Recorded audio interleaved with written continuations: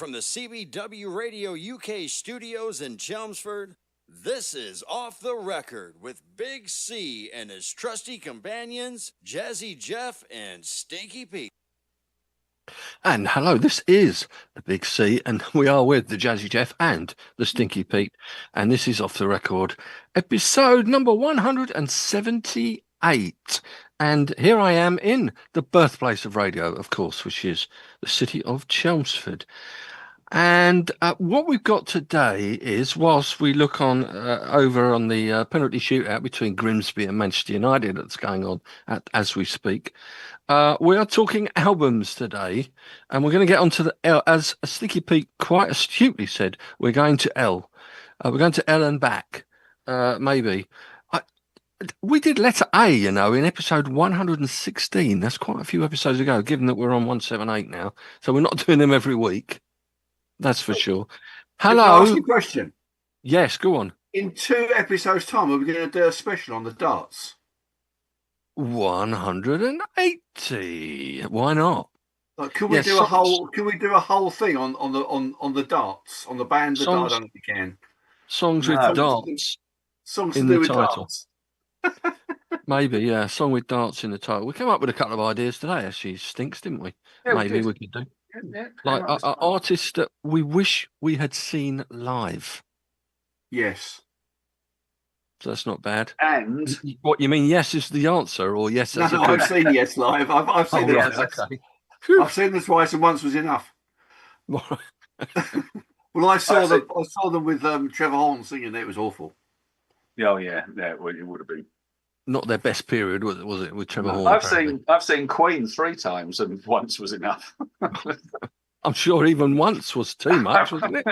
It was painful. Anyway, let's move on. Yeah, so we're doing the letter L, and albums beginning with said letter. Hopefully, I'm sure it is. It certainly was for me a lot easier than J and K that we had recently on a couple of weeks back, wasn't it? Which we did together. That's the first time we've had to do a couple together. So letter L. Found it easy then? You've found a plethora of albums? Stinky Pete? Well, yes. I have done what I've done for as many of the other times we've done this as possible, and only choose albums which I actually have. And I have managed to do not only the 10 that I've chosen, but 3 shout outs, 3 that I think you and or Jeff are going to choose, and then another bunch which I'm going to mention very shortly, which are not on my list. So it was much, much easier. Yeah, it was a lot easier. And Jeff, you found it easy. And I have taken a leaf out of my big brother's book. Oh. And actually achieved ones that I also own all of. Weirdly, my list too contains all albums that I have in my collection. Mind you, my collection includes CDs. It includes downloads as well that I've paid for. Yeah. Having said that, I think all of these, I'm pretty certain all of these I have on vinyl. So I bought them on vinyl initially. And I very definitely don't own all of these on vinyl. A lot of these I own on CD. Actually, that's a load of nonsense. I haven't got some of them on vinyl. I've got them on CD anyway. No, I haven't got them all on vinyl. I have 5 of mine on CD and 5 on vinyl. And of my shout-outs list, I have all of them on vinyl. And of my ones that I think you're going to have, I've got 2 on vinyl and 1 on CD. And no doubt I would like to make a public statement about my brother, if that's okay. You may. I'm often making public statements about him. I would like the listening public to know that I love my brother with all my heart. I always have done. I respect him most of the time. And I love his company. And I wish that after this evening that he would carry on doing the same to me. However, I suspect that he may disown me after at least one and maybe 2 of the albums that I've chosen. So I was if that saying- is the case, Pete, it's been a joy and a pleasure. Or just in case, which I think we can round this off, because one of the ones I've chosen, you are both going to absolutely hate. So I mean, we could okay. be even here. It's not a major problem. I can't imagine any of the ones I've picked anyone hating because they're so good. That's the thing. We would Um, expect nothing. We would expect nothing less from you. No, well, actually, I'm sure that there'll be ones that. What's going on in the shootout? 5 all, blimey, sudden death. Okay, who's going to start then? I started last week, so let's have it. Jeff, what have you got? You're going to go for this Okay. killer one at the start. I'm going to go with the killer. I'm going to get it out the way first. Can I guess what it is? Yeah, of course you can. Well, does she have the initials No. KB? She No. doesn't. Oh, She doesn't. Okay. I was going for Okay. Lionheart. Oh, right. Yeah, no, I've got that. That would be, yeah. No, she doesn't. Right. This is a debut solo album. Got some #1 in the UK. Released on Chrysalis in 1997. That's It why Sticks would eventually hate it. spent 218 weeks in the charts and is now an 8 times platinum album.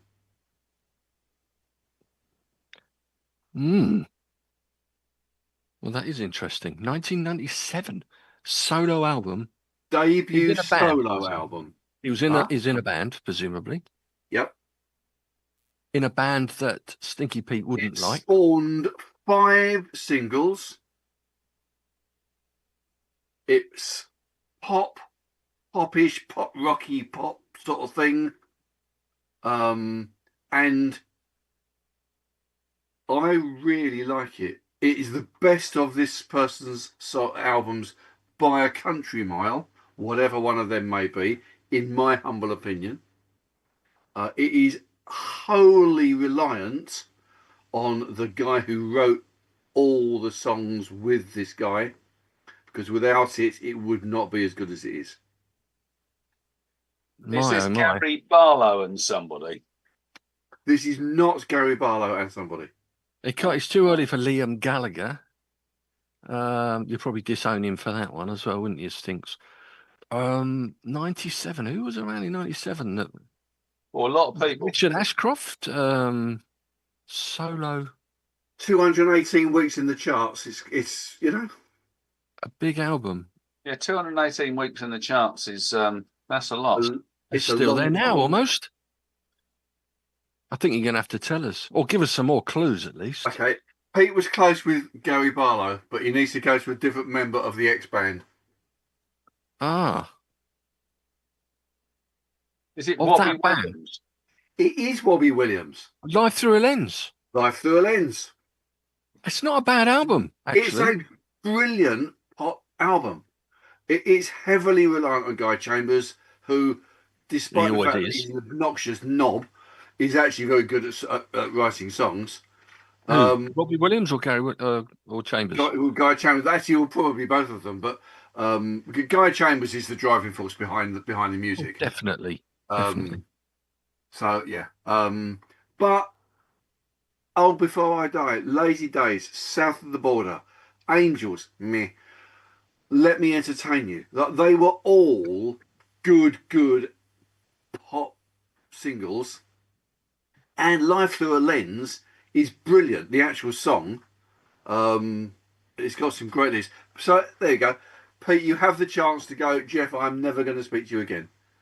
I lay it out there, bare my all before you.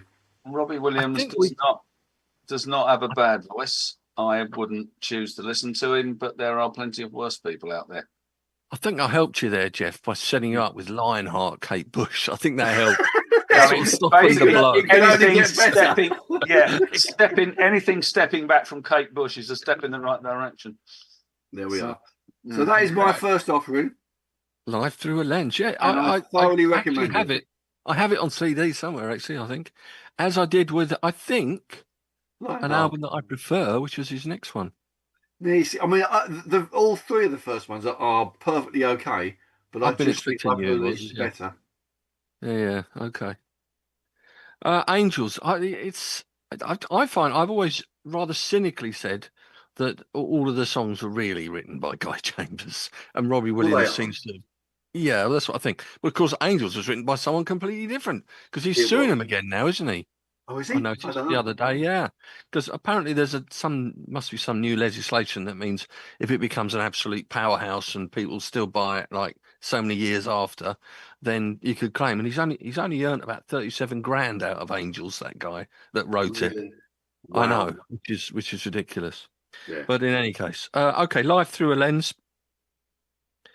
Pete, tell me, Okay, what have you got? before I tell you what my first one is, I'm going to tell you what I haven't chosen, because the things that when I was starting to look at the L albums, I thought, right, I could literally do an entire show of albums that were live at, live by, or live in, because I've got them all. So I haven't included Live Rust by Neil Young and Crazy Horse, Live in Moscow by Asia, Live at Carnegie Hall by Renaissance, Live in the City of Light by Simple Minds, Live Bullet by Bob Seger, and Live in Europe by Rory Gallagher. So all of those could easily have been on the list, but I thought, well, that's silly because it's just live. And what I also haven't included is the stupidity of Led Zeppelin 1, 2, 3. Because the one thing I can't, that really annoys me about Zeppelin is the fact that once they actually started bothering making album titles, In Through the Outdoor and Physical Graffiti were really good titles. And why didn't they do that for Led Zepp 1, 2, and 3? And don't even start me on Untitled. I mean, that's the stupidest thing ever. So now that I've got my small rant about one of my favourite bands out of the way, and I've done the live thing, now I'll go with the ones I've chosen.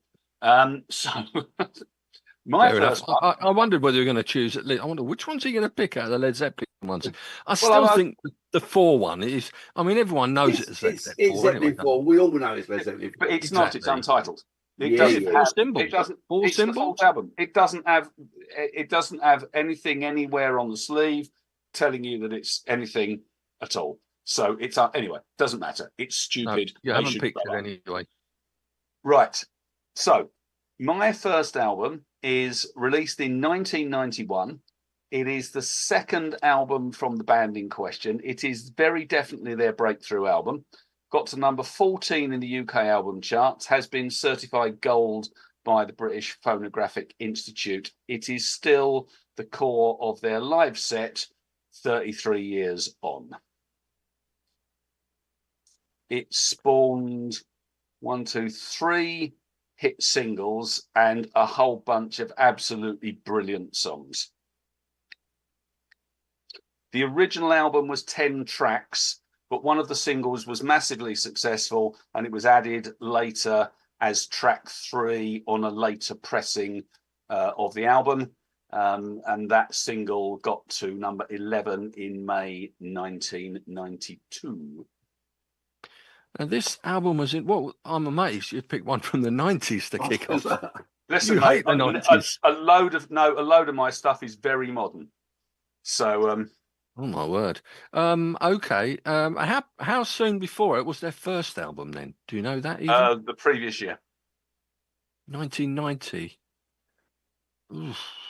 Okay, I'll give you the biggest coup of the lot. They are referred to as Brighton folk punk.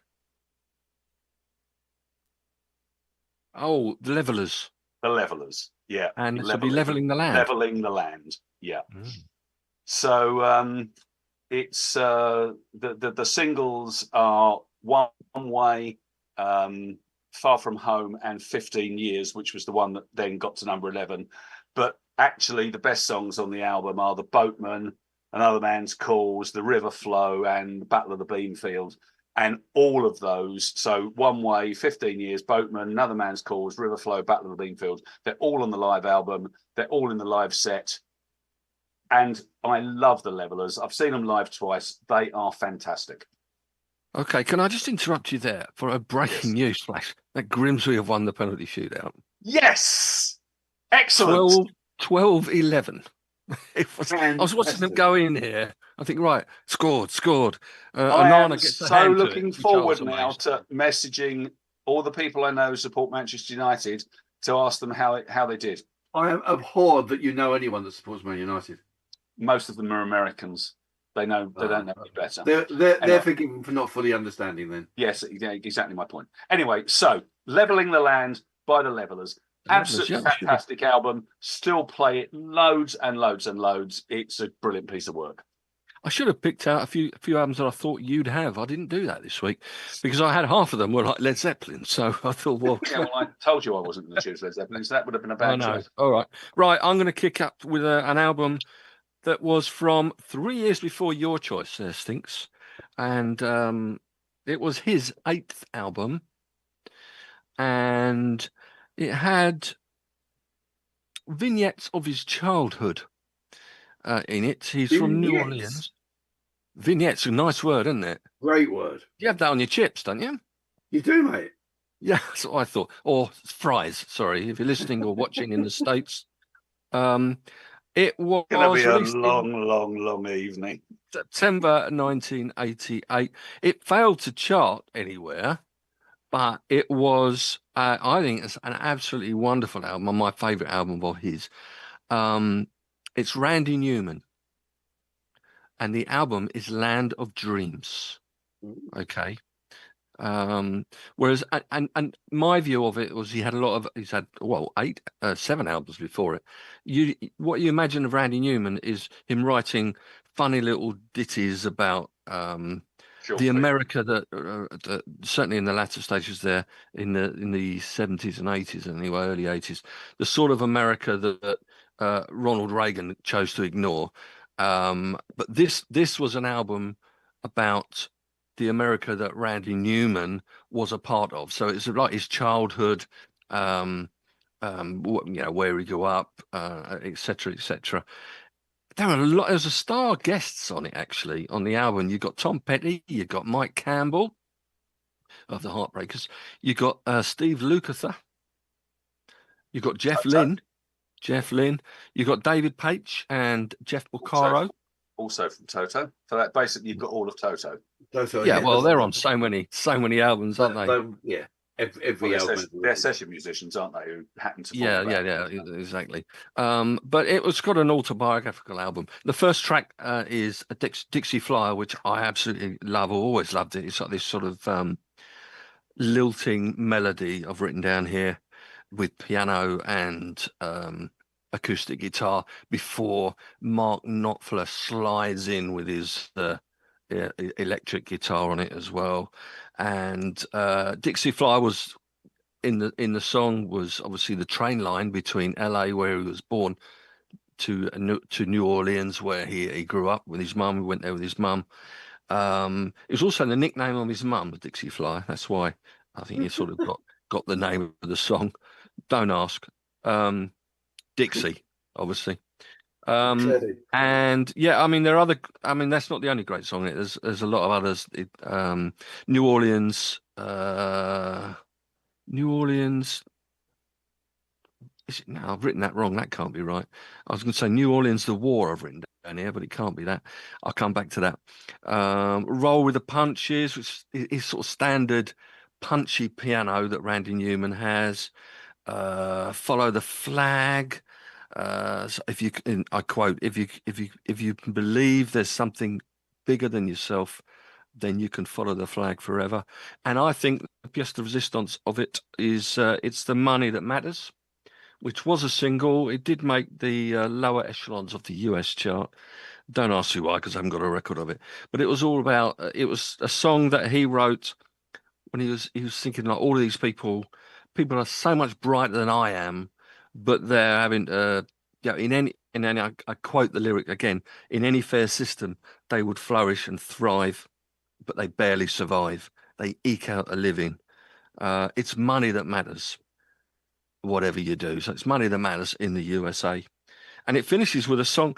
A couple of them actually do sound like, as you would do with Randy Newman, sound like they could have been on the soundtrack to Toy Story, to be honest. I Want You to Hurt Like I Do. It just sounds like one of those slow, sad, poignant songs that you'd have on the soundtrack to Toy Story. Anyway, I might play something from that tomorrow. I might play it on Friday. I don't know. Tomorrow on the radio. We'll come back to that. So Land of Dreams is mine. Randy Newman. Jeff. Me then. Okay, let's try this one. I did say that I've chosen ones that I own. Yes, That yeah, doesn't I own that necessarily one. mean that I've. Okay. So 1972, second album, released on Ireland. Muffin were produced. Little brother Stevie playing on some of the tracks. The obligatory Dave Mattox on drums. He's like Andy Fairweather Low. He's on absolutely On everything. everything. And Toto. It's a distinctly ordinary album. You played the band earlier today, didn't you? Or was that yesterday? Can't remember now. I don't know because you haven't told me the band yet. No, you played the band album. Oh, the band. Today. Sorry. Yeah. Sorry. Yeah. This sounds very much like they were trying to sound like the band. Okay. On that, it's got that same sort of feel. One single off it, and if you get it from this, I'll be really impressed. It failed completely in this country, the single. Of course it did. But got to number 20 in the States. So the single was called "I Don't Want to Love You, But You've Got Me Anyway." It's not very good. And sorry, is it Southern Brothers and Quiver? Oh, Southern Brothers. Yes, it's the Southern Brothers pre-Quiver. Lifeboat. Yes. So Lifeboat is a good song. Love Is My Religion is a slightly strange but a good song. And I Don't Want You to Love Me, But You Got Me Anyway is not. I don't think. But it's a decent enough album. It's very naive, I think, in itself. But it's not going to hurt anybody. It's not going to set the world alight, and clearly it didn't. No, it didn't. But it's set. I guess it was good enough to get them moving along with Quiver, because Quiver, they did their first album with Quiver next, so they only did 2 on their own.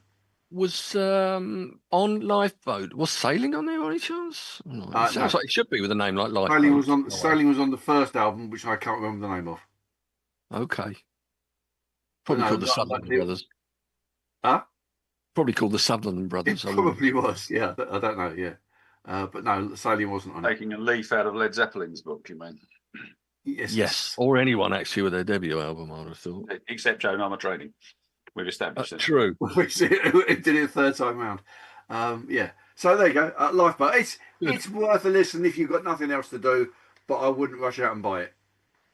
I have to say, I've got a couple of those on my list as well that I own, and I'll go, yeah, they're all right, but so interesting that we've kind of got the same. Okay, so my next one is a 2007 release. Steps back in amusement. It's 2007. Blimey. A double album released 30 years after the band's album that they are really known for. So we're talking 1977. Yep. Double album. It's one of those ones where I bought it on the strength of the single, or the single version of one of the songs, which is actually the longest track on the album. Of course. And it's one of those ones where CD 2, I play very regularly. I've only played CD 1 twice since I owned it, because the second CD is way better than the first one in the collection. And go on. This is a band, is it? It's very much a band, yes. And this one in 77 was their debut, was it? Or was no, it was not their debut, but it was just the one for which they are most famous. When was their debut? Do you know that? 1971, I think. Or maybe 1972.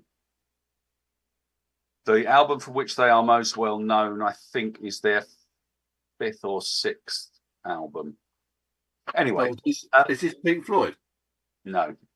It is, and on this album, there is 4 members of the band only, and one of them, the members of the band, joined the band in time to record the 1977 album.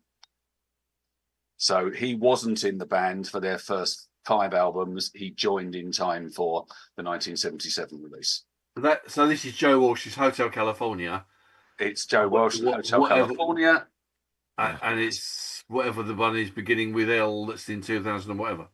Yes, it is Long Road Out of Eden, which is the second of the 2 albums is absolutely brilliant. The title track, Long Road Out of Eden, is this 10-minute 17 thing, and it was really clever. It starts with this wind in the background, and you hear the sound of the wind, and then what you hear is this almost Arabic kind of sounding music, which then comes into this very gentle lilting guitar, and then these really beautiful words, and the song builds. It's just an absolutely beautiful song. I think the single was Somebody, which is another great song, but my favorite on the entire album is called Frail Grasp on the Big Picture, which is this absolutely excoriating, damning indictment of the US, and that's pre-Trump. God knows what would happen if they'd have written it now. But it's, God looks after us, we pray to him so we win football games. It's kind of like, it's the whole, God being the centerpiece, but it's actually the centerpiece of a society which is just interested in money and possessions and is hollowed out. It's a brilliant song. And then there's also a really good song on there called Business as Usual. But it's Glenn Frey, Don Henley, Joe Walsh, and Timothy B. Schmidt on the album. I don't know where it got. I mean, it got played on Planet Rock a lot. I bought it because I heard it on Planet Rock the first time. And I thought, I'll give this to it's number 1, both US and the UK. Right, so it was pretty successful. It was fairly successful, I would say. And I think it was their first album since Hell Freezes Over, whenever that was, 1994, I think. 94, 95. Yeah. So, but anyway, no, I recommend it for album 2. For the album 2. Yeah. Just looking at it, maybe I got bored on side 1. I think. I mean, I've got the album. I've got the CD when it came out. There are some good songs on side 1. I love. How long is this? A great song. There are some good songs on side 1. Busy Being Fabulous, and I think a single. I remember buying the single "No More Cloudy Days." Actually, yeah, I remember buying that. But I mean, side one's okay. It's Eagles by numbers, but side 2 is much better, in my opinion. I like but it's Eagles by numbers. And also the other thing is that I've got it on CD, but I bought the limited edition. And it's got kind of the book with all the lyrics in. So it's kind of like a nice collector's item album as well. So it's one that I really like. And as I say, I play it relatively regularly. As relatively regularly as you can when you've got 700 albums. Eagles, Long Road Out of Eden. Got it down. Okay. Right, I'm going to quickly mention this one because we've only had 5 albums, and we've had half an hour already, so we'll get through them quickly, hopefully. I may have mentioned this before in the Punk New Wave show, but they only had 1 album. They formed from the ashes, if you like, of New York Dolls. So Johnny Thunders and Jerry Nolan, the drummer, formed a band with Richard Hell, who left. Was he in television? I think he was. Anyway. Yes, he was television. He was. Yeah, but he'd left by the time they did this album. And then they toured on the Anarchy tour and stuff. Although they dropped out, I think. But Johnny Thunders, Jerry Nolan, Walter Lure, and Billy Ruth. It was on Track Records, and it's like a real mix of punk and rock and roll, as far as I could see. And The problem with it at the time was, and I had the vinyl album. The album's called LAMF, by the way, if I didn't say, which, as we That's said before, like a like mother a forklift, messy, yeah, as or like a autocorrect mother would say. forklift, or Yes, like a uh, messy flopper. that's the one. Like a messy flopper. That's the one. Oh dear. That's brought the tone down, hasn't it? The mix on it was very lackluster sort of production on it by Speedy Keen. It was awful, basically. But the songs were so good. It's been remixed and everything now. Lost Remixes album, and it's out. And what they sort of were in the CBGB's group of punk bands with the Blondie and whoever the Dolls were anyway. Clem Burke, the drummer for Blondie, called them the punk rock Beatles. So every member of the band really stood out. And I mean, the songs I'm looking at: "Born to Lose," which is a single; "Chinese Rocks," which was written by Dee Dee Ramone and Richard Hell, aforementioned Richard Hell. "One Track Mind" was a single, and it got to number 55 in the UK. And there's so many other good songs, I could reel them all off, but I'm not going to. But it's just, if you love a bit of new wave and love it, American new wave, Heartbreakers is the one to go for, and that's who did it. Sometimes you see it as Johnny Thunders and the Heartbreakers, and you like Johnny Thunders because, well, he's dead now, but you would have liked him because they had a real bust up with Johnny Rotten. But they had a Yes. slanging match because Sex Pistols had a song on their album called New York, which is a real diss and a real have a go at the New York Dolls in the New York scene, calling them all sorts of names. So Johnny Thunders, I think, on his first solo album, had a song called London Boys, which was a bit of a slight on the Pistols. But LAMF, Heartbreakers for me. Jeff, over to you. Okay, I'm going to get this one done and out of the way. Yes. Because I want to. 1977, the 11th studio album by this person, and number 2 in the UK.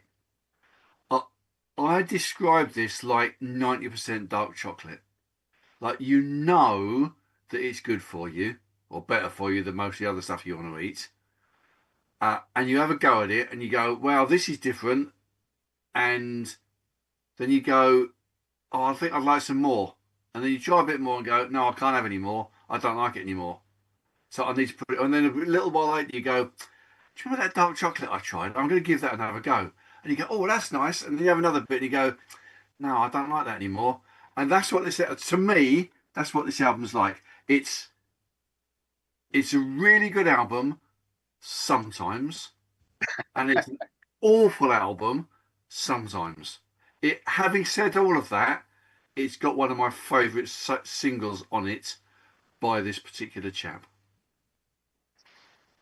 When was it? Did you say? 1977. Apparently, Is it New Wave then? heavily influenced by Tangerine Dream and Kraftwerk. Ah, is it Jean-Michel Jarre? No. Oh, right, okay. 1977, solo artist. Was he in a band? Artist, 11th studio album. Oh my word! Visconti and Eno project. Oh, right. Okay, I've got this on my list. I've just realised what it is. It's Low by David Bowie. It is. And I have that on my list. And quite seriously, I listen to it occasionally. In fact, it's probably the one of his that I listen to the most. And I go, oh, this is great. And then I go, no, it's not. No, I can't listen to this anymore, and I've turned it off. So Sound and Vision is just brilliant. It's a superb song. Yeah, and a nice intro. I could spend talking for ages before actually singing starts on the radio. And it features, of course, as I've mentioned many times before, it does feature on backing vocals, Jeff. Mary Hopkins. Mary Hopkins, yeah, who was the wife at the time. Mary Visconti at the time, but yes. Mary Visconti, yeah, Tony Visconti's missus. Yep. Okay, I wrote a review about Low at Buckhurst Hill in a little newsletter we did. Okay. And I wasn't overly complimentary about it, actually. I seem to remember. You didn't say anything about dark chocolate then? I didn't know. I'm intrigued as actually whether you like dark chocolate or not. I'm a bit confused. Absolutely. Okay, so I love dark chocolate up to 85%. But after that, I can't take it at all. So 90% dark chocolate I really don't like. But So if I came around your house, I'd get 90% dark 15% of the chocolate. chocolate. Would I? No, 90% dark chocolate is so much chocolate that it basically doesn't hang together as a bar. I know this from having worked in the chocolate industry. Basically, 90% chocolate is like eating chalk, and it falls apart in your mouth. So it is. 80%, 85 is fine. 90 is off the top. But that's exactly how I feel about Low. It's really weird because I've chosen that. It's number 7 on my list of 10, and I own it on vinyl. I got it relatively recently, and I played it through the first 2 or 3 times, and I thought, I remember now why I absolutely love this album. Yeah. And of the Bowie Berlin trilogy, I'm waiting for Heroes to arrive later on this week from Gordon. But of the Berlin trilogy, it's my favourite, and I really like it. And I think it got to number 2 in the UK. It got to number 1 it got to number 11 in the US. Sound and Vision was a top 5 hit. Breaking Glass was a hit. Be My Wife was a single as well. It's really interesting because if you read what the critics say, history will judge it as one of Bowie's best bits of work. And the interesting thing about it is that the drum sound that he uses is now really widely imitated. It's kind of credited with a lot of the kind of sound of like in the early noughties with the not drum and bass, but more that kind of synthy drum kind of sound. But my favorite track, doing it in colours then. Yeah, well, my favorite track on the album is Warshozawa, which I just Warsaw. No, it's Warshozawa. But what does it mean? That is the one which is most like Tangerine Dream. It's that kind of wash around the back. And the other interesting thing about it, I don't know if you read the stuff, Jeff, but it basically he moved to France with Iggy Pop so they could both get off drugs in 1976, and then went to Berlin to record the album. And he did. Which was the home of drugs at the time, but there we go. Yes, it was a strange decision. No, I really like it. I think it's a really good album. So it's interesting that I totally understand what you mean about it. Yeah. As I've broadcast many times, I'm not a great fan of his sort of Berlin scene. Well, actually, of a lot of Bowie stuff after the 1970s, if I'm brutally honest. Let's not stick on David Bowie. You've both had it. And I wrote a review. in I think what's it called, The Voice or something like that. That rings a bell. All right, I'm going to go for an album. I'm going to be playing this. I think it's going to be my album of the day tomorrow on the radio show. It came out in 2004, so I'm bringing it into the 21st century, like you think. And it was their second album, Irish band. And I'd say more sort of American Dublin influences than Gaelic, if you get my drift. It's sort of when they're talking about gas rather than petrol and stuff. But it's a great album. The band are, I'm not going to get you to guess it because you might not. It's the Thrills. Their first album was called So Much for the City, which is a great album too, actually. But this, I think, as the singer Connor DC said himself, is it's different from the first one. It's a step up. It's a step on, he thinks. They had 3 hit singles on it in the UK, numbers 22, 39 and 48 respectively. You had Whatever Happened to Corey Haim, Not for All the Love in the World, and The Irish Keep Gate Crashing. And a couple of the tracks, orchestration was by Van Dyke Parks, who did a lot of work with Brian Wilson on the Smile album, and a guest player, Peter Buck from REM on mandolin, amongst other things. But some great songs there. Faded Beauty Queens, like You Can Take the City Out of the City, but you can't. Sorry, you can't take the city out of the city, girl. Well, I don't know how we ended up here. Wide-Eyed and New Money with Faded Beauty Queens. Great song. Saturday Night's another one. It's and there's some slow ones on there as well. If you are around tomorrow, Jeff, I don't know whether you will be actually, but maybe Stinks will hear it anyway tomorrow if he's listening. A bit, and the album, I didn't say what the title is. It's called Let's Bottle Bohemia. Now, don't let the word Bohemia put you off, because I know that's in one of your favourite songs of all time by Queen.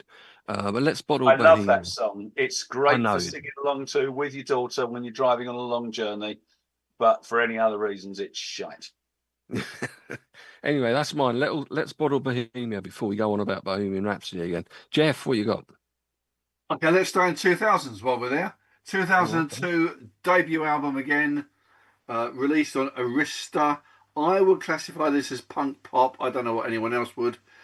7 times platinum, #1 in the UK. 5 singles off it again, 2 of which were superb pop songs. I think a hugely talented, if slightly eccentric lady, in my opinion. A solo artist. Solo artist. 2002, Lady Gaga. Too early for that, isn't it? Too early for that. And Lady Gaga's not punk pop, is she? No, she's not. Very true. I'm just So this lady's Canadian. Alanis Morissette. Alanis Morissette. No, but starts with the same letter.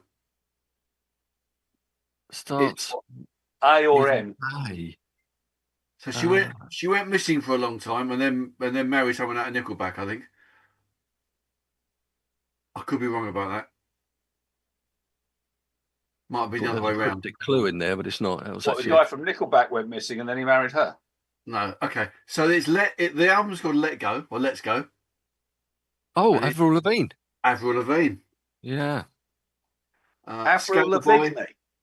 Skater Boy, Complicated, both of them absolutely superb.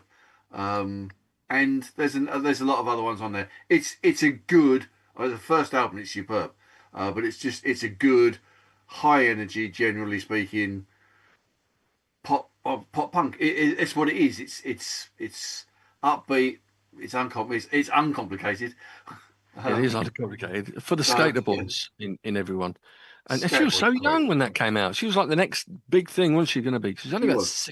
17, was it, when the first? I don't know. Yeah, she first wasn't album very came out? old. I think she very had young. another one, didn't she? Yeah, she had another. Well, she's probably had a few more actually. But but then she went. So she disappeared, didn't she? I don't know whether she married anyone from Nickelback. I'm sure she did. But I'm I sure thought everyone was supposed to hate she Nickelback, so I'm sure for- she wouldn't. She disappeared for 5-6 years or something. Really? Like there was rumours that she was dead and all sorts. Or pregnant. She Could've had been her both. Under My Skin in 2004. The Best Damn Thing in 2007. Then she had one in 2011, 2013. There was a gap to 2019. Yeah, I can't remember anyway. That was your gap. 13 It to matters 19. not. 6 years. That must have been it, yeah.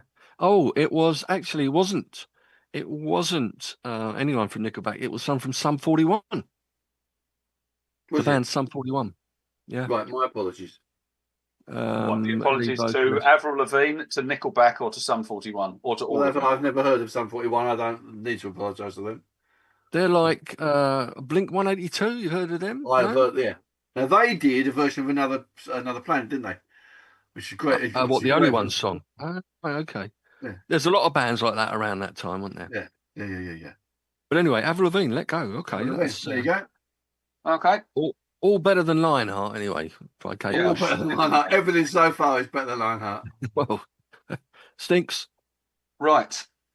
So my next one is 2018. So You're having a laugh, aren't you? You're having a laugh. With us, I am right up to date. You are down with them kids. For me, Is it One Direction? yes. Damn, you got me. For me, this is 10 absolutely perfect tracks, perfectly crafted, beautifully produced, rooted in the blues, but more commercial, more poppy, more accessible. And you have played at least 2 tracks off this album at my request on your show in the mornings. Have I really? Yes. More doesn't narrow it accessible down. than the blues. Sorry?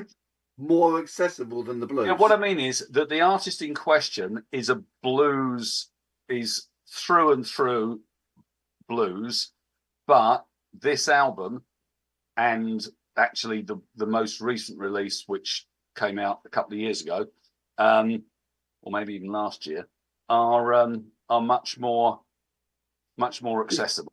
Is this John Mayer? No, I'll tell you who it is. Tell us. The album is called Like It on Top, and the artist is Anna Popovich. Oh, right, okay. So, and it's a great album. It's one of those ones where it's a collaboration album, or some of it is collaboration. So the opening track is Lasting Kind of Love, which is a collaboration with Keb Mo. Like It on Top is with Robin Ford and Keb Mo. Sexy Tonight, which is one of the ones you've played, and which is what I'll probably choose tomorrow, is with Kenny Wayne Shepherd. And then Slow Dance with Robin Ford. The other one you've played for me is Funking Attitude. And then the last track on the album is called Honey, I'm Home. It's an absolutely perfect set. It's one of those ones where you can put it on day, night, morning, doesn't matter when you play it. It's one of those albums which is just really easy to listen to and just makes you happy. And it's not often you can say that about something which is very much rooted originally in the blues. But I'm a massive Anna Popovich fan. There's two of her albums I don't have because I just can't find them. But I've got everything else she ever did. And I just think she's brilliant. She's got this sort of kind of not dirty, but kind of sultry voice. And she's just a brilliant guitarist. And good looking as well. Right. Can we? Right. She is not ugly, but she's also not going to win Miss World. So, but she's a fantastic guitarist, and this album is brilliant. If anyone's going to buy an Anna Popovich album, apart from the one that you've played a lot of my stuff, the one she did with her dad with Milutin. Dad, yeah, I remember that one. Yeah, the quite like that one. Yeah, it's a brilliant album. But this one is more commercial. It's more. I don't want to use the word poppy because that's not right. But it's. Well, I'll choose one of them tomorrow. One of the tracks tomorrow. It's just a really, really good. It's a really good album. When you say it's more accessible, it kind of almost leads towards a little bit poppy, doesn't it?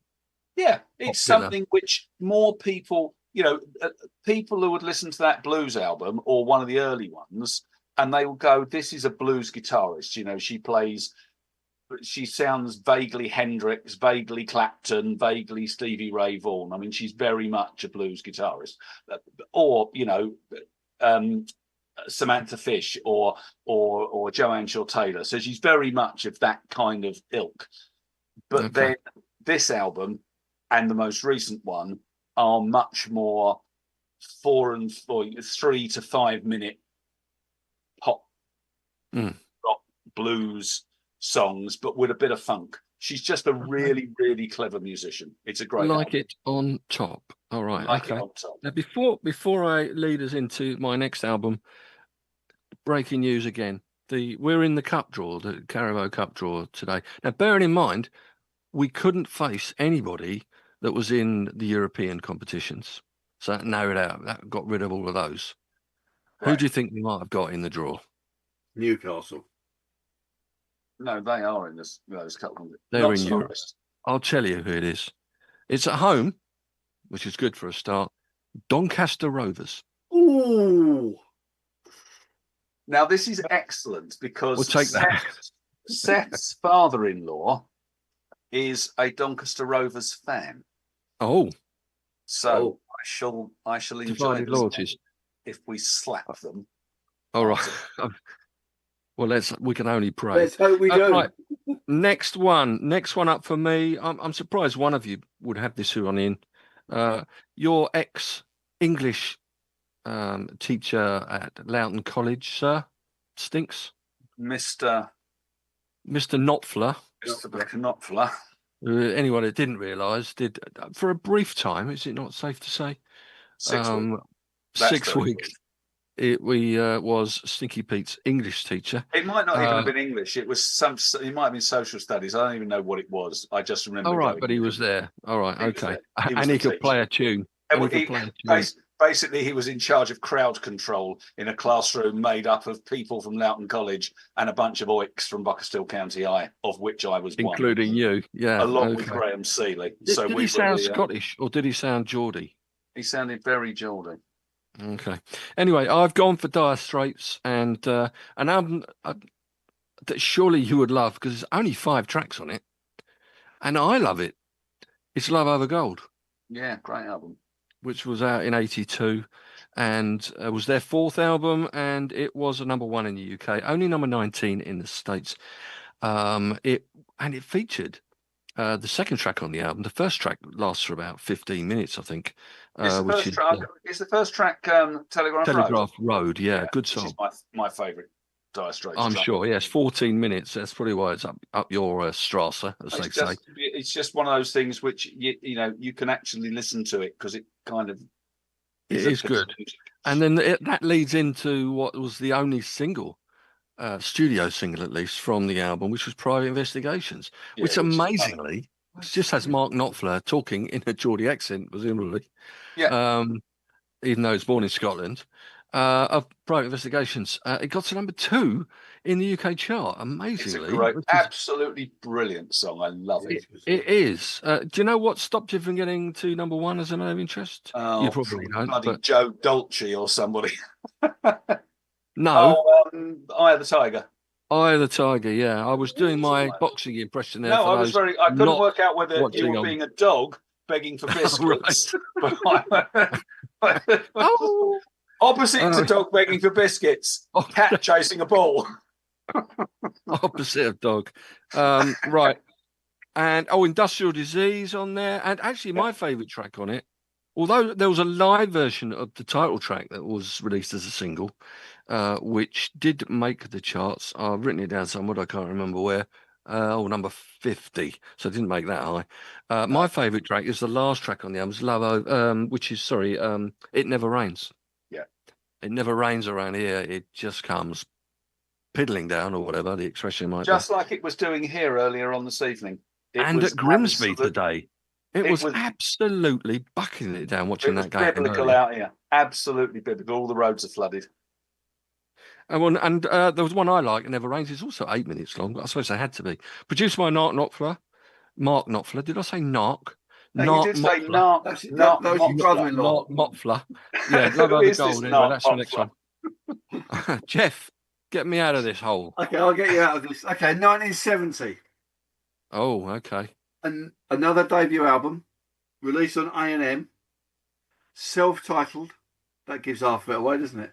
Produced by Moody Blues producer Denny Cordell. People who are on this album, are you ready?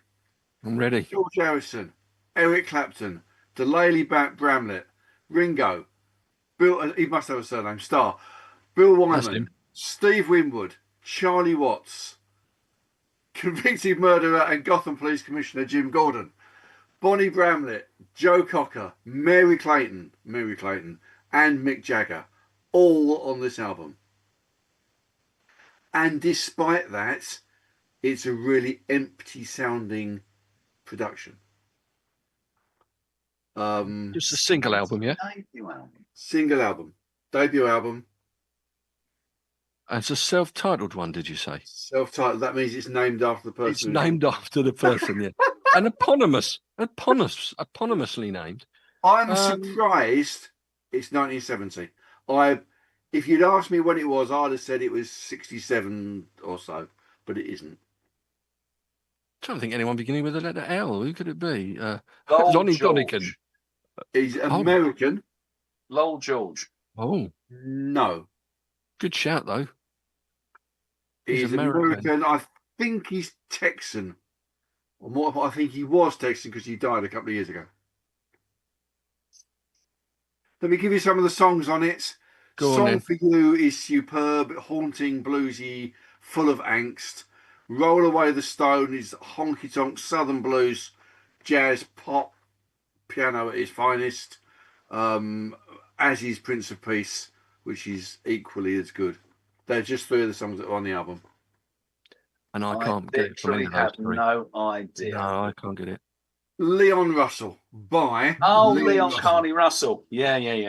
Right. Okay. The man is a genius. A lot of people didn't like him as a person, apparently. No. He was quite tetchy. And apparently the Mad Dogs and Englishmen tour with him and Cocker was a complete nightmare. Although they did achieve it, they did finish it. But it's if you get a chance to, it's well worth a listen. It's very raw. I say it's a very empty sounding album, but the world and its brother clearly thought he was worth playing on it. Okay. Interesting. There we are. No doubt you'll request some, if not tomorrow, then maybe on Friday. Perhaps. Yeah, I'll see what I can achieve. I'm going to throw this one in now because of my list of 10. It is one of the ones which is kind of, I'm doing it because I own it, not because it's a particularly great album. It is the 14th studio album of the band in question. It was released in 2012. It is the last to feature the only remaining alive member of the original band. It got to number 14 in the United States, topping the performance of their previous album from 2009 as the highest charting album since their 1977 album. Is it Skinnerd? It is Skinnerd. Yep. Last of the Dying Breed, is it? Last of a Dying Breed. Last of a Dying Breed, that's the one. Yeah. The title track, Last of a Dying Breed, was a single. It is, for me, by some distance, the best track on the album. All of it is a perfectly fine Lynyrd Skynyrd Southern rock album. But apart from the title track, there isn't anything that stands out. I refer to it as Skynyrd by numbers. So you know exactly what you're going to get with Skynyrd. You're going to get 3 guitars. You're going to get honky tonk piano. You're going to get bass drums and Johnny Van Zant. And that's exactly what you get. And it's perfectly good music. And Last of a Dying Breed is a great song. It isn't as good as God and Guns, which is the previous album from 2009. But it was the biggest selling album since Street Survivors in 77. Everything that needs to be said. I own it, so I chose it. Okay. Did your ears prick up this morning? I said on the radio, and I played that Meatloaf song because it actually featured a certain member of Lynyrd Skynyrd on it. No, because that may well have been the point at which When I was you're on the arguing with phone. someone on the phone. Gary Rossington was on it. Oh, was he? Well, Yes. Gary Rossington is on Last of a Dying Breed, and that's the last studio album with him because he died in 2023. So Yeah. Okay. So Last of the Dying Breed. Right. I'm going from Southern rock to punk rock again. And I would say if you've got any interest in punk's history, I would say this is an essential purchase, probably. Recorded just 6 months after their debut album, which was called Another Music in a Different Kitchen, if that helps. It came out in 1978. It got to number 13 in the UK chart, which was the highest charting album, actually. I read some good reviews. We've it was talked about this before. Have I? In a different kitchen. This is really going to annoy me. Well, this is actually called Love Bites. Yes. Does that ring a bell to anybody? It does to me, but I can't think who it was. Yeah. It's Buzzcocks. The Buzzcocks. Yeah. Buzzcocks, yeah. Mr. Shelley et al. Mr. Shelley, indeed. So more musically accomplished, more obsessively self-questioning, and with equally energetic yet sometimes gloomy performances. Love Bites is the Buzzcocks coming into their own, was one of the reviews. Of course, the lead single was what sold the album, probably, which was Ever Fallen in Love with Someone You Shouldn't Have. Their biggest hit, got to number 12 in the UK. You like that one? No, he's fallen in love with many. You're answering the question. Okay, right. I was What I answering the particularly like about the song "Ever Fallen in Love with Someone You Shouldn't Have" is the correct grammar. Grammar. Yes. Which I is, think just most superb stuff. punk rock is known for its correct grammar, is it? Yes, Not? I'm it sure. is. Yeah. Yeah. More than Slade were, that's for sure. But yeah, Real World as the opening song. 16 Again was like a follow up to 16, which was on their debut album. And actually, they didn't make that many albums, but all of the albums you found, side one was like where they were currently, and side two sort of hinted at what they were going to do on the next album, and that applied the same with Love Bites. The side two was a little bit of variations, a couple of instrumentals on there, which was Walking Distance, and what's the other one? Late for the Train, which was as it's called here, Kraut Rockish Rumble. But they had other songs. Love Is Lies, which is a Steve Diggle song rather than Pete Shelley. Nothing Left, which is typical Buzzcocks. And ESP, which had a real hypnotic riff throughout for like 4.5 minutes. It's like a mantra, like dee-dee-dee, all the way through. I'm not doing it justice by doing that, but it's a good album, Love Bites, and I've chosen it. And it's by the Buzzcocks from 78. Nice one. Okay, shall I bring us up to the 2000s again?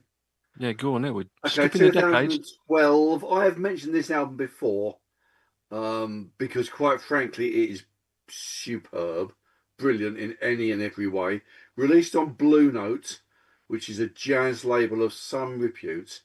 Got to number 9 in this country, made platinum in this country, which in 2012 is quite difficult to do. It's very long. It's got 14 songs on it. Apparently there are 6 singles in it, but I only know of one. So what do I know about the pop charts? It's Liquid Spirit by Gregory Porter. Oh, which okay. the famous single was Hey Laura. You're both looking very blank. That famous I song, I don't even have remember no it. idea who Gregory Porter Is is. it Gregory Porter's on with where's that Yeah, hat? he is. Oh, is he the balaclava boy?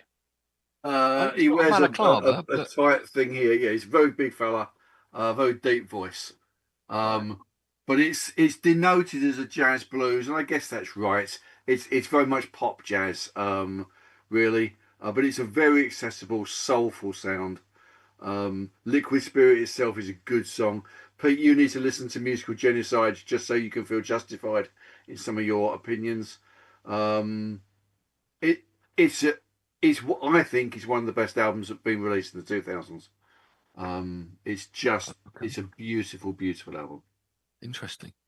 Stinks doesn't need any justification for his opinions, really, does he? He doesn't, no. No, I don't. He's just stinks. My opinions are my opinions, and if you don't like them, you can stick them sideways where the sun doesn't shine. And they're wrong if you don't agree with them. And they're wrong, indeed. So, talking of being wrong, what's your next one? Okay, my next one was a commercially successful debut album from 2010, which debuted at number 6 in the UK, was certified gold in January 2018, had 3 singles on it, and is described by one extremely erudite member of the music journalism fraternity as, quote unquote, terrific fun, salacious, convincingly muscular, and unnervingly rowdy. This isn't Gary Barlow either, is it? No. The singles were the successful single was Okay. Make Me Wanna Die, but then also Miss Nothing and Just Tonight. My other favourite tracks on the album are Going Down. You can kind of work out Take what that how we like. about. Yeah. And Factory Girl. Oh, that rings a bell. I'm just a bit concerned that those two may be related to each other. I think, yes, but they're next to each other on the album as well. The album is Light Me Up by the Pretty Reckless. Oh, of course, yeah. Oh, of course And and it's got nothing to do with the fact that she's good looking as well. Well, I Yes, just think that when you describe something as terrific, fun, salacious, and convincingly muscular and unnervingly rowdy, you are basically talking about Taylor Momsen. So, but it's I mean, I love them, as you know, but it's a really, really good debut album. And I chose it as one of my debut albums. You've played quite a Is few. that the album? Is that the album that I've got?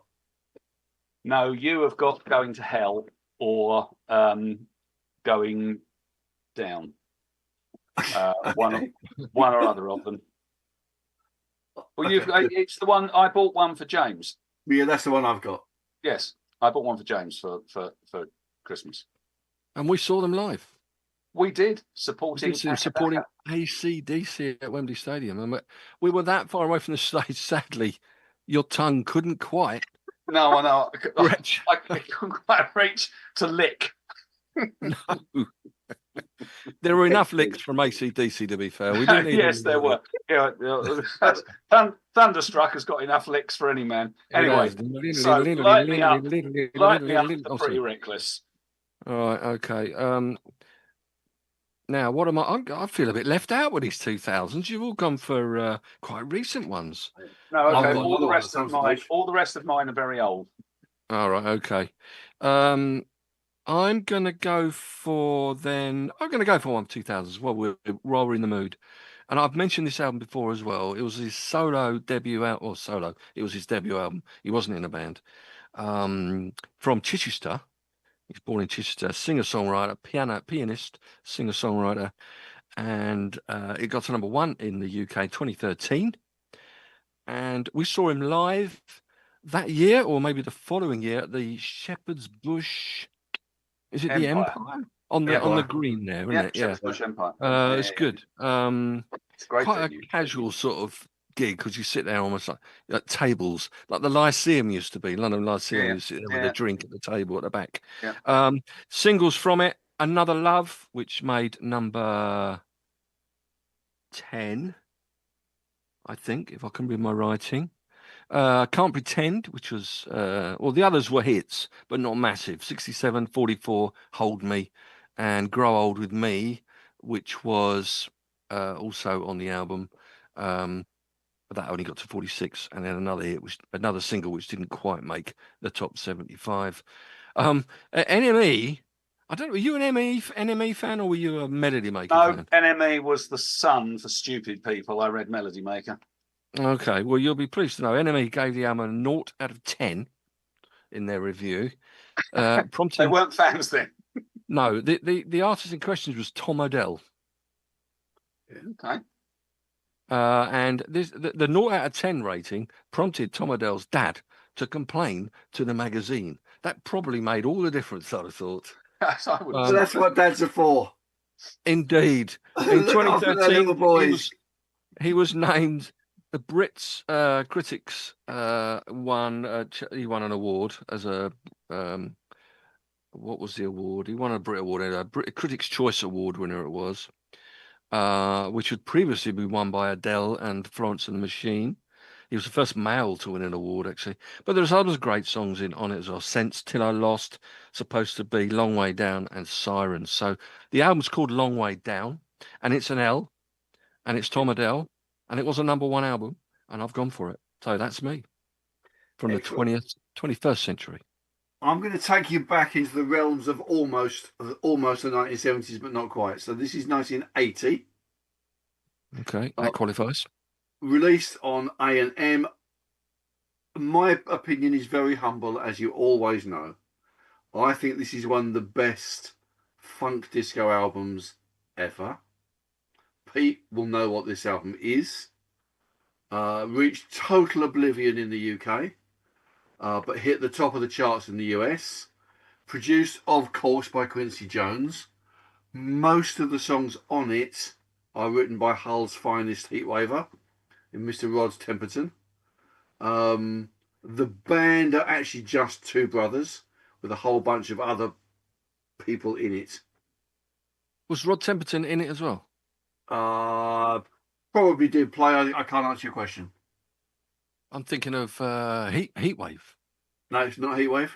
He was in them, wasn't he? He was in them. He was. Yeah, he was in Heatwave. Yeah, He was. he Yeah, was, because They- all black bands, weren't they? Apart from him, They, who's on the they keyboards. played the Harlow Part 3 concert. I saw them live.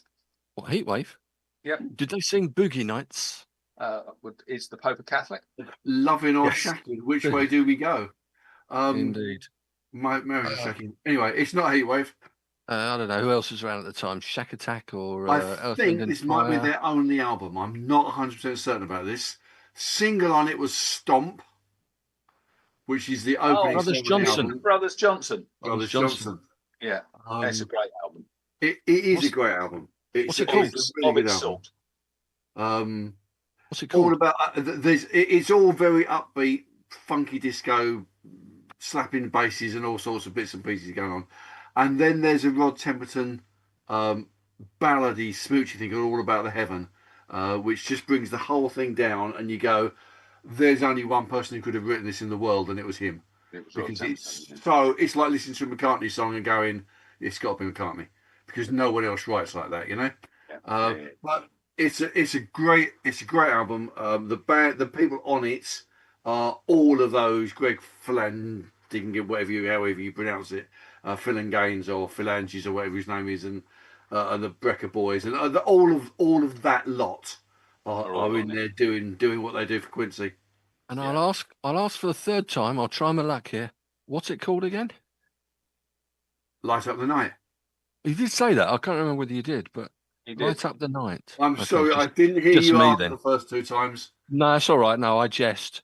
Light Up the Night. No, okay. No, Light I miss Up you the hearing it. Night by the So- Brothers Johnson, without Brothers a T Johnson? and without an E. Without a... T and without an E. Yes, Oh, Johnson. right, okay. Johnson. Clever. not Johnston or No, I Johnston. know. I know. Yeah. Johnson Brothers, yeah. Okay, Pete. George and Louis. Peter. Right, He's going old school now. I am going old school. We're relative. I would contend that there has never, in the entire history of popular music, been a better group of musicians to appear on one album. Is it their only album? No. Oh, okay. Ronnie Hawkins, Neil Young, Joni Mitchell, Dr. John, Neil Diamond, Alan Toussaint, Paul Butterfield, Eric Clapton, Muddy Waters, Van Morrison, Bob Dylan, Ringo Starr, Ronnie Wood, Emmylou Harris, Mavis Staples, and the Staple Singers. Beat that. So this is live from somewhere. It's not called live, no, but it is live. 1978. And the other musicians are Robbie Robertson, Levon Helm, Rick Danko, Hudson and Manuel. Okay. Most of the band in. It's The Last Waltz by the band. The Last Waltz, yeah. Everyone was on that album, weren't they? Yeah. Or double album, triple album. Literally everybody. And I played it yesterday, and it got to number 16 on the Billboard. Came out in 78. The concert was actually 1976, but the soundtrack album and the film came out in 78, or maybe the film came out in 76, but then the soundtrack album came out in 78. It's a triple album, and it's perfect. So many good songs. I mean, Neil Young does "Helpless." Joni Mitchell is backing singer on that. She does "Coyote," which I just absolutely love. The Night They Drove Old Dixie Down is on it. Muddy Waters does "Mannish Boy." Dylan does "I Shall Be Released" and a whole bunch of stuff. And then, of course, they've got the Last Waltz Suite at the end, which includes the Wait, which is obviously what they are known for. So I'm amazed that neither of you chose that. I thought that was going to be one that was straight out the gate. But, no, you haven't chosen another one, actually. I thought you'd have, but you've still got another couple to go at least, haven't you? So, but so the Last Waltz, it's absolutely brilliant live album. But I obviously it's not live at. It's got its own title, which was why I chose it.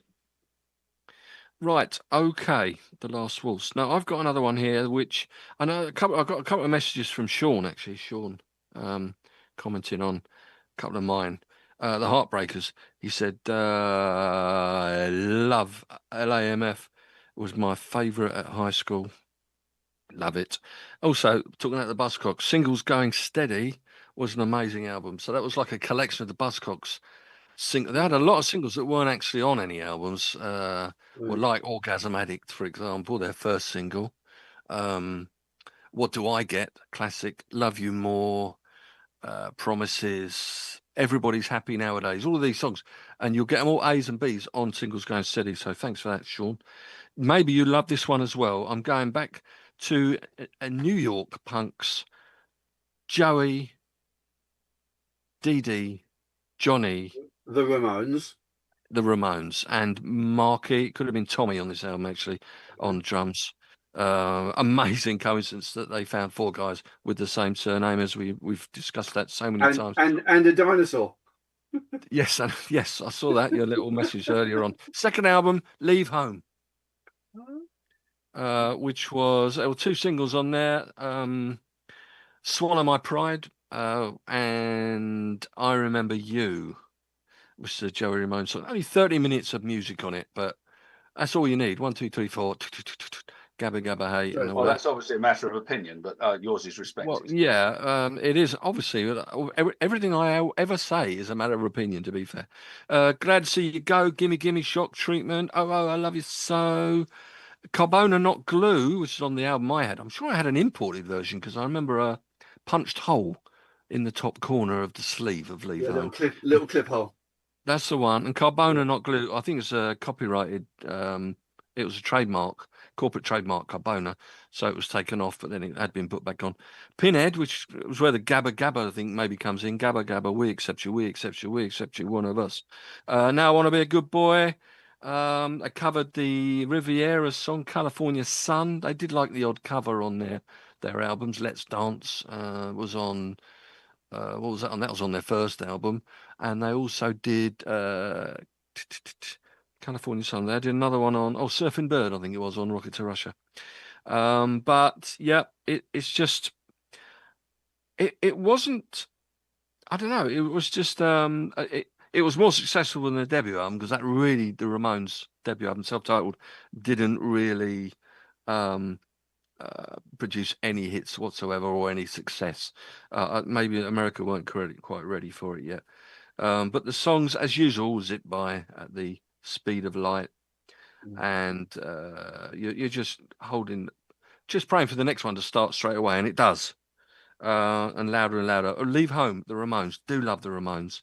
The most, or the least, maybe Choir up there as well, but even less than them, least pretentious album, or artist rather, band, anyone else, I think, the Ramones. They did what they did. They did what they did, and they did it well, and they didn't get involved in anything else. Right, Jeff, what have you got? Okay, I'll do this. Pete's probably sitting there going, why has he done this yet? Why has he done this yet? Why has he done? Okay. BBC Radio 2 Folk Awards said this is the most influential folk album of all time. Yes. There we go.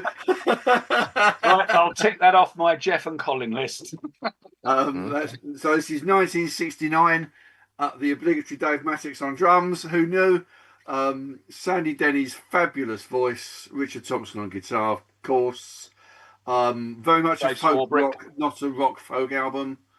This is Leaf and Liege by the or Liege and Leaf. Or Liege and Leaf. Sorry. Yeah, Liege. Is that like not Mottler? It is. It's not Mottler. Yeah, it's got some really good songs on it. I personally like the reworkings of some of the old folk songs, so like Tamlin and Matty Groves and things like that, which her voice suits really well.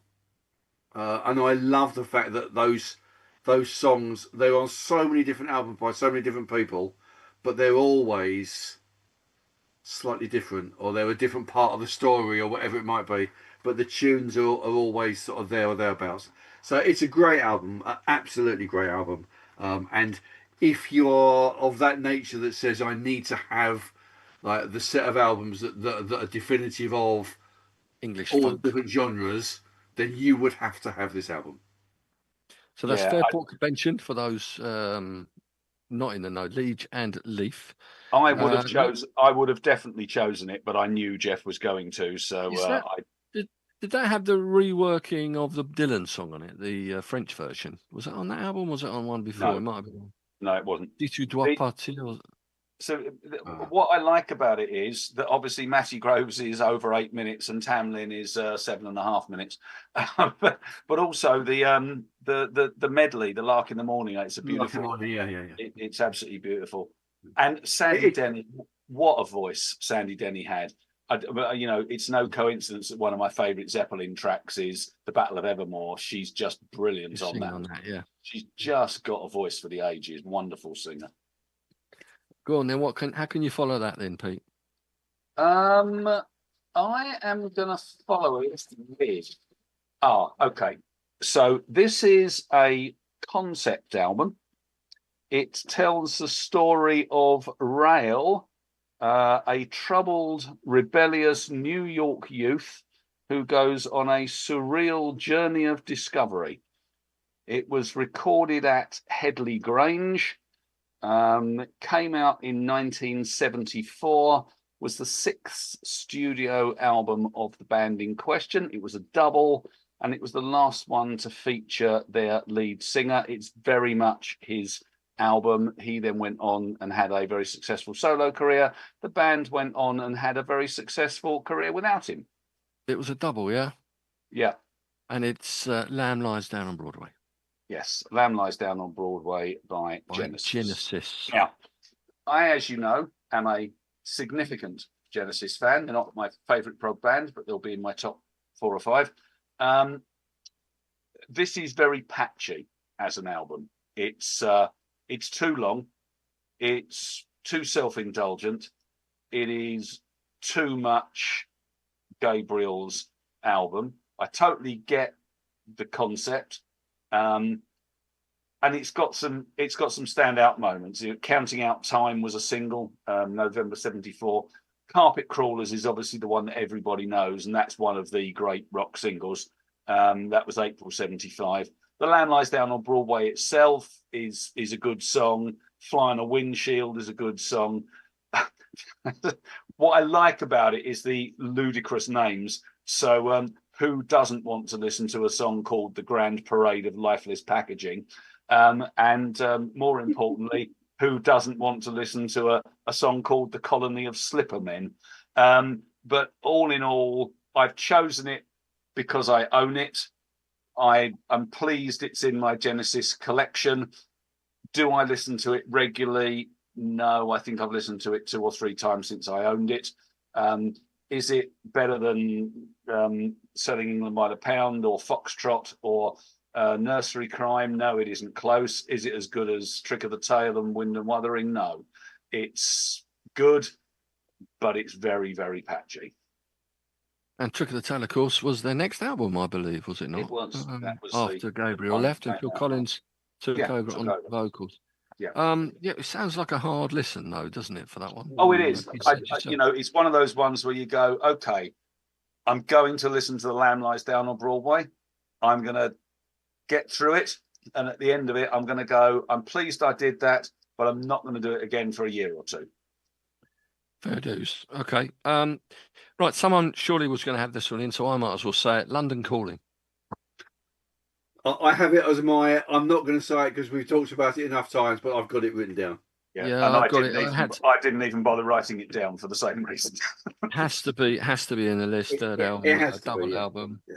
Such a mix of styles on there, like reggae, rockabilly, ska, New Orleans R&B, pop, lounge, jazz, hard rock. It's got everything on it. And is there, many people would say there, Zenith, or if you're listening in the States or watching in the States, Zenith. Indeed, it is a Zenith. It's a great album. Like whether it's overly talked about, whether it's overly played, whether the Clash did better albums themselves, London's Calling is a fabulous album.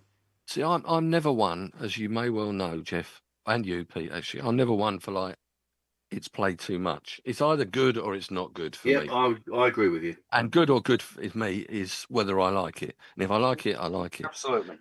I'd rather listen to that than I would than Lamb Lies Down on Broadway. That's for sure. Oh, listen, Both double albums. I'd rather listen to it than The Lamb Lies Down on Broadway. Okay. Right. Okay, Jeff, go on. All right, well, I'll do this one as well because Pete will be sitting on his tail worrying that I haven't done this one as well. 20 minutes yet. I'm just saying, like, you'll still be worrying that I haven't done it. 1970, produced by Tom Dowd, the band's debut and final album all in one. Went platinum in the UK, and to be frank, is nowhere near as good as it should be. This is Layla and other assorted love songs. That's the one I thought Pete would have. Huh? That's the one I thought Pete was going to go for. I didn't. Well, I didn't go for it because I thought one of you or Jeff would. But yeah, so that's what I have, because I'm very predictable. Layla, of course, is a superb song without a doubt, and it will stand the test of time. We talked about this a little while ago. Which songs will still be there? Layla will still be there. And there's a whole bunch of other great songs played by fantastic musicians. Bill Bottom Blues, I Looked Away, Keep the Highway, Why Does Love Gotta Be So Sad? Now, there's poor grammar. Yes, I don't like that. But the album just doesn't cut it. Like, considering who's on it, the ability of all of them, Tom Dowd is a good producer. And it isn't a good album. Now, I love it. I would probably choose it in my top 20 because it has a history in my life that just says I remember the time that I got this and all the songs that go with it. But actually, it should have been, even if you pick the same songs, it should have been a whole heap better than it actually is. What is it? The production on it then? You mean it should have been produced better? That's what I mean, yeah. Yeah, maybe that's what it is. Maybe it should have been produced better. Maybe the songs just aren't in the right order. Maybe this doesn't flow properly. It just sounds like two guys have gone, well, let's do this together because we're both great guitarists and we're both high as a kite. So let's have a bit of a laugh. And we'll bring some mates in who are all really good musicians. And we'll play some songs that we know without really trying too hard. And I think it comes across like that. If you listen to some of it, you go, so what you're not really putting the effort in here. What you mean is it comes across as a collection of individual songs, not an album. It's not of a piece. I don't honestly know what I mean. I just know that with that group of people playing at the top of their game, they should do better. It's like watching Spurs. Well, certainly last season, yeah. Yeah, no, not this season. Sorry, Sir Thomas. So Mr. Frank, sir. Yeah. Anyway, so I kind of agree with you. I mean, I love it, and actually the songs you mentioned, Bell Bottom Blues, Nobody Knows You When You're Down and Out, Why Does Love Got to Be So Sad? You know, they're all great songs.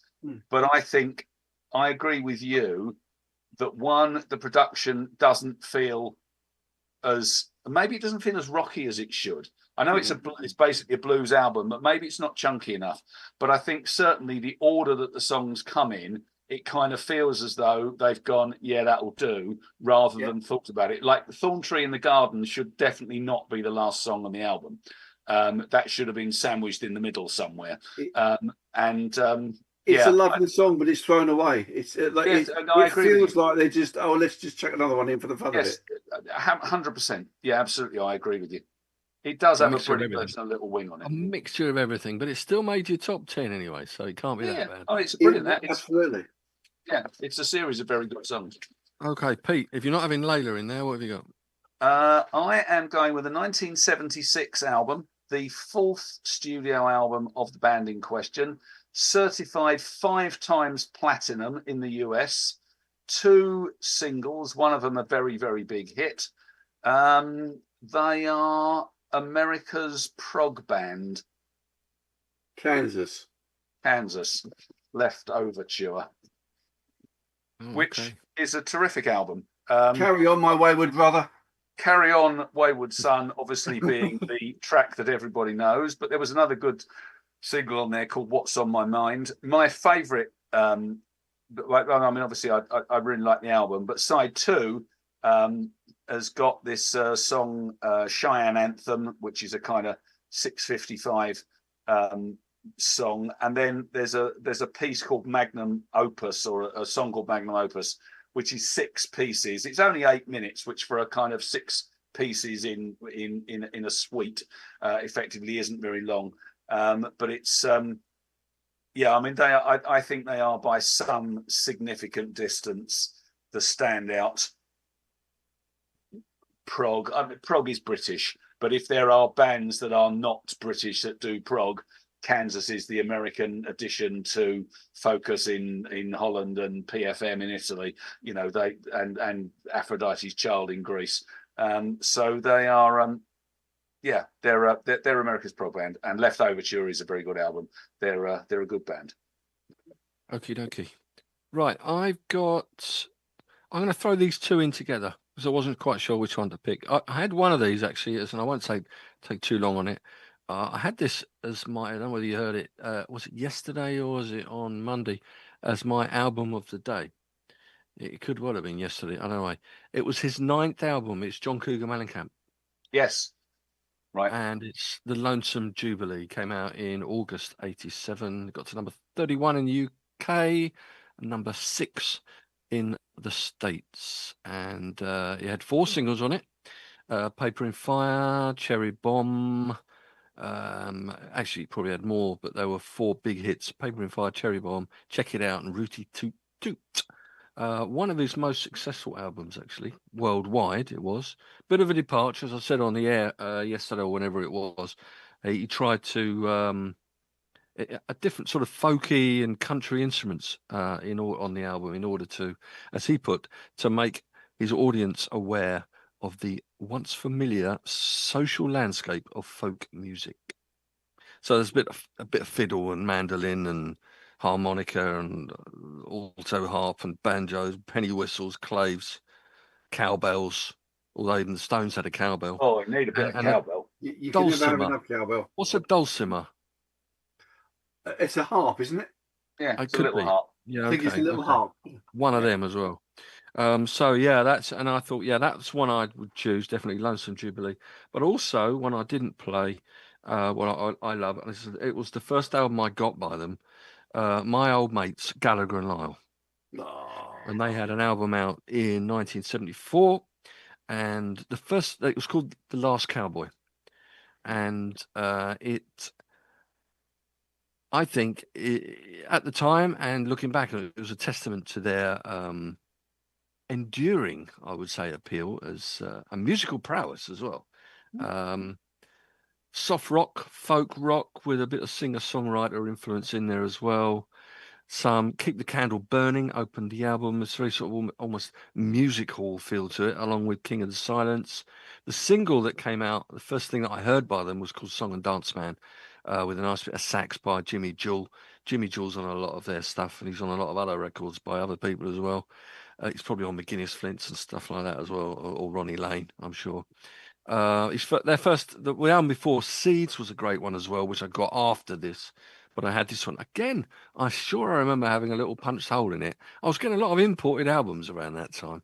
But it's Gallagher and Lyle, and it's The Last Cowboy. And if I can get some of them in the next 2 days on the show, I will do. Right, so there's 2 from me straight off. Go on. Well, I'll do 1.5. I haven't picked this because I've picked it before. So I haven't picked 1971 LA Woman by The Doors. It's just a superb album. It's the last one with Jim Morrison on vocals. I picked it on my Desert Island Discs, but I believe it to be one of the best albums that there is. I would have it in my top 10, and it's just a magnificent blues album. What I have picked, Yep, and I don't know if I'm allowed to, and I'm a little bit nervous of upsetting people here, because I don't think this is a compilation. I think it's what's called a sound collage. Is it going to be Legend? No, it's not going to be Legend. But it starts with the same letter. Oh, L, thanks for that. It's 2006. Oh, my word. Okay. It contains elements from 130 commercially released and demo recordings. It's Jive Bunny and the Master Mixers. It's not. It's Love by the Beatles. It's what? Loved by the Beatles. I love that. Love If by you the pardon the Beatles. pun, that is Again, superb. I would say that was a proper album. Yeah, I well, love I it. would say it's proper because it's all It smished in together. It's like calling it anthology albums as well. They were like, of which there's a fourth one coming out later this year. I'm Is there? interested. So, So yeah, this was done but particularly for the Cirque du Soleil. which we So saw. they I've seen could. it twice. Love it in Oh, Vegas. really? Was it good? Yeah, And superb. it's. I think it's the only time, the first time that George and Giles, whatever their surname was, Martin thank you. worked together. I forgot completely. They just went. Yeah, yeah. They did it together. They remixed it together. Um, have you heard it, Pete? No. It's superb. Like you It have, is. it's one of those things where you either have to shut your eyes and imagine people doing what they do in the Cirque du Soleil, or actually watch it against people doing this. So you have to imagine it as a performance event. But there's actually 30 complete songs in it. No, sorry, there are 30 sections of songs, but in between it there are 100 other bits of other songs that the Beatles have done, smashed in to hang it all together. It's amazing. You listen to it. If you're a Beatles fan, of course, it's Mm. ideal. You sort of sit there listening with headphones on. You can, there's a bit of Love Me Yeah, Do in there, or whatever it is, or yeah. there's a bit of. There's I just mean, little the bits, little opening, snippets. the opening of where they you have that chord from Hard Yeah, Day's Night coming in, yeah, don't you? Dang. And then there's a lot of bit from the Abbey Road album that comes in, the drums, yeah, and then it just melds superbly into the intro to Get Back. I yeah. mean, it's a And great every album. now and again, I think Good they must have done choice. it 3 or 4 times, but every now and again you get that little bit of violin out of Eleanor Rigby in it. Yes, And it just keeps yeah. Of coming up. course, there's just the Um, instrumental version of that as well, yeah, isn't there? Of yeah, the that's yeah, right. yeah. Yes, there is. Yeah, And they yeah, merged three songs together when they did. Is it Drive My Car? And then it goes into What You're Doing, I think. And they just meld, segue, I think is the word I'm looking for, Segway is together perfect. superbly. And Is I could have chosen that, but I didn't. well, But no, I did. I'm glad that you did. I'm glad that you did. It's going to be impossible to choose anything off it for the show because it just Oh, I'll melts. find something. Don't worry.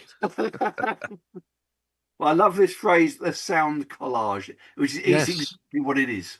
I love that. What they can do. And Giles Martin's taken on doing it all with obviously the latest Beatles single that came out and Yeah, got to yeah, number yeah, one yeah. a couple of years back. Superb stuff.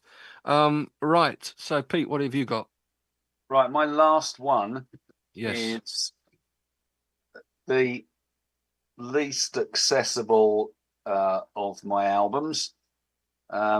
What? Whoa, as Scooby Well, Doo would because say. of all of your albums, No, well, it's got to be now Margaret's weirdly, Orchestra in that case. no, weirdly, it may well be the least accessible of all of my albums. No, Oh my word. it's not one where you're going to rush and go, yes, I think I'll play that for relaxation, or I think I'll play that because I need to. No, it is not that thing. Released in 1973. The album is Love, Devotion and Surrender by Santana and McLaughlin. Right. Now, it was released the same year as Welcome by Santana. Which is a Welcome, fabulous Welcome album. is one of my favourite Santana albums. Welcome and Caravanserai, my two favourite Santana albums. And on Welcome, there is a track, Love, Devotion and Surrender, which is a wonderful piece of music with great lyrics, and it's uplifting and a soaring piece of music. The Love, Devotion and Surrender album by Santana and McLaughlin is the kind of music that you play before you go out and throw yourself in front of a high-speed train. It is, or shoot yourself in the face, or take a heroin overdose. So it's basically... I haven't done any of those things, so no, I haven't yet. It's a once in a lifetime thing, you know. I listened to it the other day and thought, this is not the kind of music to listen to if you're having a bad day. So right. it's an interesting piece of work. So basically, it's only 5 tracks. It's Santana and McLaughlin it's backed by the whole of the Santana band and the whole of the Mahavishnu Orchestra. It's inspired by Srich Nimoy's teachings, and it's intended as a tribute to John Coltrane. So, Coltrane, McLaughlin, Mahavishnu, you know where this is going. Yeah. Okay. So you've got 2 Coltrane compositions, 2 McLaughlins, and a traditional gospel song that's arranged by the pair of them. And Welcome followed on from Caravanserai, but Love, Devotion and Surrender, the album, was jammed in the middle of it. It is, quote unquote, hopelessly misunderstood by Santana fans, because Santana fans, they listened to Abraxas, they kind of got what Caravanserai was doing, and they thought, oh, here's a new thing by our hero Carlos Santana, let's rush out and buy it. And they shoved it on the turntable and went, what in the name of all that is holy is this? And that's kind of what it's basically 5 very loose jams, totally impenetrable to most people. I love it. Say no more. But when I listen to it, I go, I totally get why people do not get this music, and why most people would listen and go, no, I'm sorry, I'm going to go and throw myself off a high building. Love, Devotion and Surrender, Santana and McLaughlin. I am just going to throw in now my shout outs, because the ones I didn't choose were Living on the Fault Line by the Doobies, which is kind of Michael McDonald era, so it's not as good. I love his voice, but it's not as good as the Johnson era stuff. The Long Run, the Eagles, which Eagles, which is all right. It's not great. And then there is an album called Legend by Leonard Skinner, which is it's an album of stuff that was recorded but not released, and was kind of put together around about the time that the band were reforming. So it was kind of like an 87, and it was kind of welcome, we're back, and here's some of our old stuff repackaged and done in a different way. But the thing that no one has mentioned the best Beatles album, Let It Be. Well, I was going to mention that right at the end, to say that I'm going to have to say it. I didn't include it. Well, I've done 10 already, but I mean, I've got it down as 11 because I thought, as your favourite Beatles album, you might actually have it, but you probably didn't choose it because you thought I'd have it. I thought you might, yeah, which is why I didn't. Can I, before you do it, Cole? Yeah. I have a confession to make, because I went through all my albums, because that's what you do, isn't it? Went, oh, what's this one? You get a quick of the neck looking on the things. Yeah. And I discovered a bit of vinyl down here that is Love at First Sting by the Scorpions. Oh. Which apparently I own, and I've never heard, and I've never played, and I didn't know I owned. Wow. And then I turned it over, and there's a little sticker on it that says comes from whatever it is in Letchworth. So I said to my wife, who comes from Bulldog, darling, this must be yours. She went, no, it's not. So I went, oh, okay. She said, it's one of my ex-boyfriends. Even better. So I've got Love at First Sting, which I've never heard, never played, didn't know I owned, and it isn't mine, it isn't my wife's, it's one of her ex-boyfriends. Okay. You should play it on that basis. Well, I probably will now, but yeah, well, not now. I'm going to go to bed in a minute, but you know what I mean. Yeah. All right. Okay. Well, yeah, I should take us away with Let It Be. Should give Let It Be a mention, I guess. It's not. I'm trying to think where it would be ranked on my Beatles albums. Number 7. You said this the other day when I had it. 7. I'm album of the trying day. to think of what the 4 worst albums would be. I'm not sure whether it would be even 7th. It might be higher than that. Lower than that. 8, 9, 10. I don't know. I just almost a bit like Magical Mystery Tour. You almost don't see it as a proper studio. Well, it wasn't really a Beatles album. Well, it was, but it wasn't something that they crafted together and got all the songs sort of like the way that you would say, like sequence an album. It was an album that they messed around in about a year before it actually came out. It all fell to pieces. A few classic songs came out of it, like Get Back, which was immediately released as a single. Don't Let Me Down was on the B-side from the sessions as well. Let It And then Be, after they The Long and split up, Winding Road. yeah, and The Long Winding Road and Let It Be, obviously, yeah. But they also released the singles. But it was Phil Spector came in. I mean, after they split up, really, and messed around with it, obviously, and did it the way he wanted to do it. Obviously, McCartney got upset with what he did to The Long and Winding Road, amongst other things, and Let It Be, all the choirs and stuff.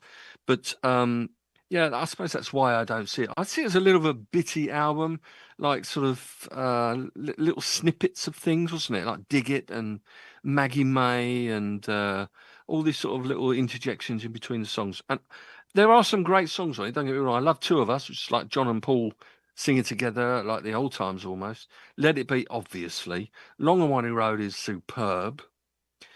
Which I'm glad he didn't give it to Tom Jones to sing, which was apparently what he wanted to do. Tom Jones turned it down.